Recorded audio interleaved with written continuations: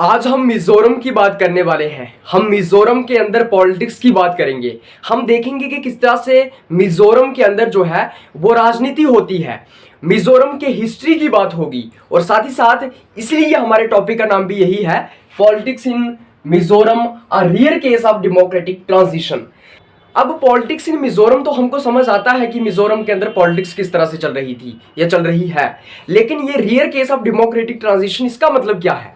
तो जब मैं rear case of democratic transition की बात करता हूं ना, इसका मतलब ये हुआ कि किस तरह से मिजोरम के अंदर लोकतंत्र आया, किस तरह से मिजोरम के अंदर एक विद्रोह चल रहा था, एक इंसर्जेंसी चल रही थी, एक रिवॉल्ट चल रहा था मिजोरम के अंदर। वो इंडिपेंडेंस की डिमांड कर रहे थे। उसके बाद जो है ये माहौल शांत होता है और वहां पे एक डेमोक्रेटिक सिस्टम डेवलप होता है और उसके बाद वहां पे शांत किया जाता है माहौल। तो ये एक रियर केस था डेमोक्रेटिक ट्रांजिशन का। इसको हम और विस्तार से पढ़ेंगे और कंसेप्चुअल क्लैरिटी बिल्ड करेंगे। तो इसके अंदर हम सबसे पहले इसका थोड़ा सा इंट्रोडक्शन डेवलप करते हैं, साथ ही साथ थोड़ी सी हिस्ट्री डेवलप करते हैं और मिजोरम के बारे में जानते हैं।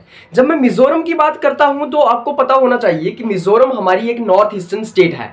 मतलब कि ये जो है ये वाला एरिया ये मिजोरम है। मिजोरम के इस साइड जो है वो त्रिपुरा आता है, बाकी यहाँ पे असम आता है, ये सिक्किम है। तो ये एक नॉर्थ ईस्टर्न स्टेट है और इसी के उस साइड जो है म्यांमार आता है, जिसको हम बर्मा भी बोलते हैं। तो इसका बॉर्डर जो है वो म्यांमार के साथ लगता है। तो ये सारा एरिया जो है वो म्यांमार का एरिया है, राइट। तो ये तो हो गई मिजोरम की ज्योग्राफिकल लोकेशन की मिजोरम यहाँ पे एग्जिस्ट करता है, जो कि एक नॉर्थ ईस्टर्न स्टेट है। उसके बाद जब मैं मिजोरम की बात करता हूं तो आपको सबसे पहले यह सोचना चाहिए कि मिजोरम शब्द कहां से आया, मिजोरम का मतलब क्या है। तो ये जो मिजोरम शब्द है ना, ये मिजो से निकला है, मिजो से, राइट। और मिजो क्या है? मिजो एक जेनरिक टर्म है for all the tribes living in Mizo hills oblique Mizoram. Mizoram के अंदर मतलब कि ये जो मिजो हिल्स है या फिर ये वाला जो एरिया है, जहां पे जितनी भी ट्राइब्स रहती थी, जितनी भी जनजातियां रहती थी, जितने भी अलग अलग ट्राइब्स रहती थी, उन सब ट्राइब्स के लिए एक टर्म यूज की जाती है। उस टर्म का नाम है मिजो। तो मिजो एक टर्म यूज की जाती है सारी ट्राइब्स के लिए, जो ट्राइब्स जो है यहां पे रहती हैं, इस एरिया में रहती हैं। और इन्हीं ट्राइब्स को जो है मिजो ट्राइब्स कहा जाता है। सभी ट्राइब्स को मिला के मिजो कहा जाता है और उसके बाद इसका नाम जो है मिजोरम पड़ गया। जब मैं इन सब ट्राइब्स की बात करता हूं, इन ट्राइब्स को जो है कुकी चिन लिशाई कहा जाता था पहले। जिन ट्राइब्स को मिजो कहा जाता है तो वो अलग अलग ट्राइब्स थी कौन सी? उन सब ट्राइब्स को जो है कुकी चिन लिशाई कहा जाता था ब्रिटिशर्स के टाइम पे। कंसेप्चुअल क्लैरिटी एकदम बन रही है, नहीं बन रही है? जितनी भी ट्राइब्स इस एरिया में रहती थी उनको मिजो कहा गया और उन ट्राइब्स का नाम क्या था? कुकी चिन लिशाई था। और उन ट्राइब्स को कुकी चिन लिशाई कहा जाता था ब्रिटिशर्स के टाइम पे, राइट। उसके बाद क्या होता है? 1895 में Mizo hills part of British India. 1895 में क्या होता है? मिजो हिल्स ये वाला एरिया जो है वो ब्रिटिश इंडिया का पार्ट बनता है। ब्रिटिशर्स यहाँ पे रूल कर रहे थे, तो ब्रिटिशर्स के साथ, ब्रिटिश इंडिया के साथ मिजो हिल्स या फिर ये वाला एरिया जो है जुड़ जाता है। उससे पहले 1895 से पहले या उसके बाद इसके अंदर आता है no recorded history of Mizos before advent of Britishers. इसका क्या मतलब है कि ब्रिटिशर्स के आने से पहले मिजोस की कोई अपनी हिस्ट्री नहीं है, मतलब कि रिकॉर्डेड हिस्ट्री नहीं है। हिस्ट्री तो होगी ऑफ कोर्स, लेकिन हिस्ट्री को किसी ने लिख के नहीं रखा है, रिकॉर्ड नहीं मिलता है हमें मिजोस की हिस्ट्री का ब्रिटिशर्स के आने से पहले। क्योंकि जब ब्रिटिशर्स जहाँ पे आए तो उन्होंने फिर यहाँ पे रिकॉर्ड्स रखना स्टार्ट कर दिया। उन्होंने अलग अलग ट्राइब्स के, अलग अलग जो है रीजन्स के, अलग अलग स्टेट्स के, लेकिन उससे पहले मिजोस की कोई रिकॉर्डेड हिस्ट्री नहीं है। हम नहीं जानते मिजो कहाँ से आए, हम नहीं जानते ये ट्राइब्स कहाँ से आई, हम नहीं जानते 18वीं शताब्दी के पहले ये ट्राइब्स क्या किया करती थी, हम नहीं जानते मिजोरम की हिस्ट्री क्या है 1750 से पहले। तो ये चीज आपको याद रखनी होगी। उसके बाद इसके अंदर आता है मिजो यूनियन 1946। क्या होता है? एक मिजो यूनियन बनता है 1947 में। मिजो यूनियन का बनने का मतलब यह है कि एक पॉलिटिकल पार्टी या फिर एक एसोसिएशन टाइप मिजो यूनियन जिसका नाम था वो बनता है 1947 में। और वहां के लोगों ने, मिजोरम के लोगों ने उसको मिलकर बनाया था और उसका नाम था मिजो यूनियन। 1947 में ऑप्शंस दिए गए थे सब लोगों को, सब स्टेट्स को, कि चाहे तो हिंदुस्तान के साथ रहो, चाहे तो पाकिस्तान के साथ चले जाओ, चाहे तो इंडिपेंडेंट रहो।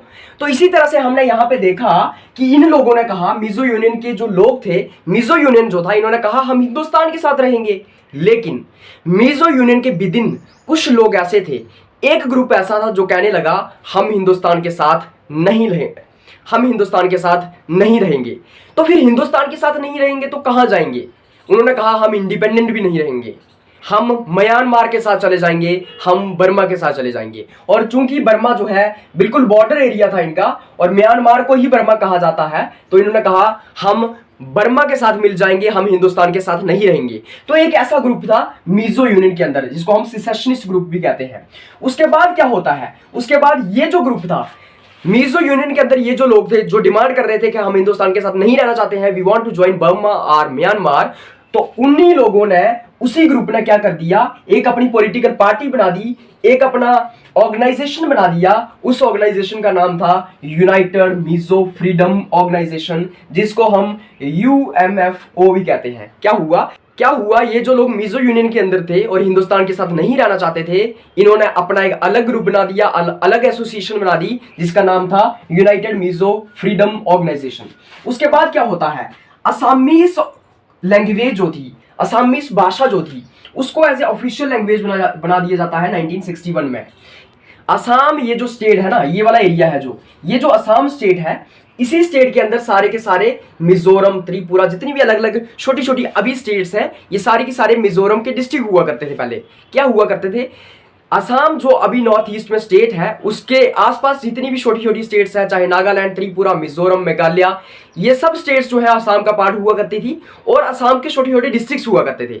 तो क्या हुआ, असमीज भाषा को इन स्टेट्स के ऊपर, इन रीजन्स के ऊपर भी एप्लीकेबल कर दिया और असमीज भाषा जो थी उसको ऑफिशियल लैंग्वेज बना दिया गया इन रीजन्स के अंदर भी। और ये लोग कहते थे कि तुम असमीज भाषा को हमारे ऊपर इंपोज मत करो, हमारे ऊपर ऑफिशियल लैंग्वेज जो है यहाँ पे असमीज मत बनाओ, तुम हमारी यहाँ की लोकल लैंग्वेज रहने दो। और जब बना दी गई असमीज ऑफिशियल लैंग्वेज, तो उस वक्त जितने भी ट्राइबल लीडर्स थे, जितने भी लोकल लीडर्स थे मिजोरम के, उनके अंदर एक डिसकंटेंटमेंट हमें देखने को मिली, एक रोष देखने को मिला, एक गुस्सा देखने को मिला।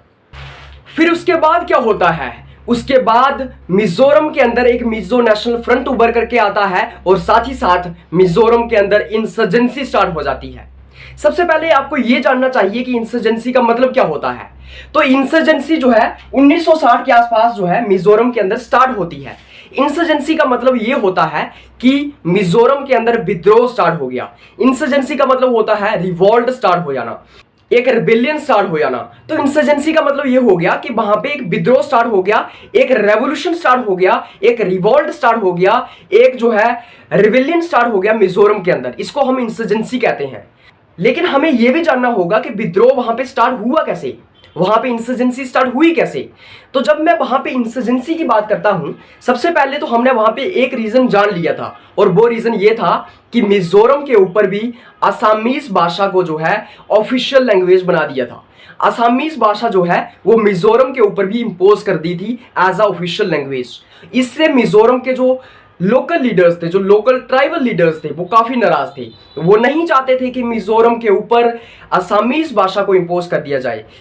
सेकंड रीजन वहां पे क्या था, सेकंड रीजन मैंने आपको जैसे बताया था कि मिजो यूनियन के अंदर भी कुछ ऐसे लोग थे जो हिंदुस्तान के साथ नहीं रहना चाहते थे, वो बर्मा के साथ या फिर म्यांमार के साथ रहना चाहते थे। तो वो भी खुश नहीं थे, वो भी चाहते थे हम हिंदुस्तान का पार्ट ना रहें। ये दो रीजंस तो थे ही, असमीज भाषा का इंपोज होना और साथ ही साथ कुछ लोगों का ये कहना कि वो हिंदुस्तान के साथ नहीं रहना चाहते हैं। दो रीजन तो थे ही इंसर्जेंसी के। इन्हीं दो रीजंस के साथ साथ एक तीसरा रीजन भी था और वो सबसे बड़ा रीजन था। उसी रीजन की वजह से जो है मिजोरम के अंदर एक बहुत बड़ा विद्रोह आता है, इंसर्जेंसी आती है और उस रीजन का नाम था वहां पे बैम्बू फेमाइन का आना। बैम्बू फेमाइन के आने का मतलब क्या है, वहां पे एक फेमाइन आता है जिससे वहां पे भूखमरी हो जाती है, वहां के लोगों की कंडीशंस बिल्कुल खराब हो जाती है। वहां के जो जानवर थे, कैटल्स थे, उनके पास कुछ खाने को नहीं बचता है क्योंकि इतना बड़ा फेमाइन वहां पे आया था। एक्यूट बैम्बू फेमाइन जिसको हम बोलते हैं। उसमें क्या होता था, बैम्बू के जो फ्लावर्स होते हैं वो डायरेक्टली गिर जाते थे, बैम्बू पैदा ही नहीं होता था। 5-6 साल तक जो है बैम्बू की कल्टीवेशन ही नहीं हो रही थी या बैम्बू उग ही नहीं रहा था। तो उसकी वजह से वहां पे बहुत बड़ा फेमाइन आ जाता है, वहां के लोगों को काफी सारी मुश्किलात झेलनी पड़ती हैं, भूखमरी आ जाती है, काफी सारी सॉइल फर्टिलिटी उनकी खराब हो जाती है। ये सब जो है मिजोरम के अंदर होता है। लेकिन उसी के साथ साथ क्या होता है, उसी के साथ साथ वहां की स्टेट गवर्नमेंट ने, मतलब कि असम की गवर्नमेंट ने और साथ ही साथ सेंट्रल गवर्नमेंट ने इन लोगों को कोई सपोर्ट नहीं किया। कोई इनिशिएटिव नहीं उठाया, कोई लीव प्रोवाइड नहीं किया मिजोरम के लोगों को। मिजोरम के लोगों के अंदर इतना गुस्सा था, इतना गुस्सा था, इतना गुस्सा था कि अब ये गुस्सा रिवॉल्ट में बदलने वाला था, इंसर्जेंसी में बदलने वाला था, विद्रोह में बदलने वाला था, आर्म्ड रिविलियन में बदलने वाला था। क्योंकि इन लोगों की सरकार मदद ही नहीं कर रही है, सरकार ने कोई ध्यान नहीं दिया, यहाँ पे सरकार ने कोई रिलीफ प्रोवाइड नहीं किया, ना ही सपोर्ट की इन लोगों की। और उसके बाद क्या होता है, उसके बाद वहां पे एक एसोसिएशन उभर करके आता है, जिस उस एसोसिएशन का नाम था the Mizo national famine front, जिसको हम MNFF कहते हैं। इसको लाल देंगा लॉन्च करते हैं, वहां के वो लोकल एक लीडर थे, उन्होंने लॉन्च किया the Mizo national famine front. और ये जो फ्रंट था, ये जो एसोसिएशन था, इस एसोसिएशन ने जो है बैम्बू फेमाइन के साथ लड़ने में मदद की, वहां के लोगों को लीव प्रोवाइड किया और वहां के लोगों की मदद की ताकि वो इस फेमाइन से बाहर आ सकें। उन लोगों को बचाने का काम किया, उन लोगों को लीव प्रोवाइड करने का काम किया, रिलैक्सेशन देने का काम किया। तो ये जो लोकल फ्रंट था वहां पे जो उभर करके आया, जिसका नाम था the Mizo national famine front. तो वहां के जो लोकल लोग थे, लोकल लोगों ने ही एक एसोसिएशन बनाया और उसी तरह से वो फेमाइन के साथ लड़ सके। फेमाइन के साथ उनकी जो बुरी कंडीशन हुई थी उसमें रिलैक्सेशन प्रोवाइड करने का काम, लीव देने का काम जो है इसी फ्रंट ने किया। उसके बाद क्या होता है, ये जो फ्रंट था the Mizo national famine front, ये अपने आप को रीऑर्गेनाइज करता है 1961 में और इसको मिजो नेशनल फ्रंट MNF इसका नाम कर दिया जाता है। इसको मिजो नेशनल फेमाइन फ्रंट को चेंज करके मिजो नेशनल फ्रंट कर दिया जाता है 1961 में और इसको एज ए पॉलिटिकल पार्टी बना दिया जाता है लाल डेंगा की लीडरशिप के अंडर। क्या होता है 1961 में जो MNFF था उसको जो है चेंज कर दिया, उसको रीऑर्गेनाइज किया और उसका नाम रख दिया मिजो नेशनल फ्रंट। ये मिजो नेशनल फ्रंट जो है as a political party develop होके आया, इसको एज ए पॉलिटिकल पार्टी वहां पे कहा गया और मिजोरम के अंदर मिजो नेशनल फ्रंट जो है लाल देंगा की लीडरशिप के अंदर एक पॉलिटिकल पार्टी उभर करके आई। इसका पर्पस क्या था, इसका पर्पस ये था कि ये एक इंडिपेंडेंट और सोवरन मिजोरम चाहते थे। क्या चाहते थे, इंडिपेंडेंट और सोवरन मिजोरम। ये नहीं चाहते थे कि ये हिंदुस्तान का पार्ट रहे, ये एक अलग देश चाहते थे, ये अलग अपनी सोवरन स्टेट चाहते थे, ये हिंदुस्तान के साथ नहीं रहना चाहते थे, ये आजाद होना चाहते थे, आजाद देश चाहते थे। तो ये MNF जो था इसने ये डिमांड्स रखना स्टार्ट कर दी कि हमें अलग देश दे दिया जाए। तो इस तरीके से हम देखते हैं कि जो 3 रीजंस थे और सबसे बड़ा रीजन बैम्बू फेमाइन का आना और सरकार का सपोर्ट ना करना मिजोरम के लोगों को। उसके बाद वो जो एसोसिएशन बनाया गया वो एक पॉलिटिकल पार्टी में बदल जाता है और डिमांड करने लगता है कि हमें एक अलग देश दिया जाए। उसके बाद क्या होता है, इसी गोल को अचीव करने के लिए कि हमें एक इंडिपेंडेंट और सोवरन मिजोरम दिया जाए, हमें एक आजाद देश दिया जाए जिसका नाम मिजोरम होगा।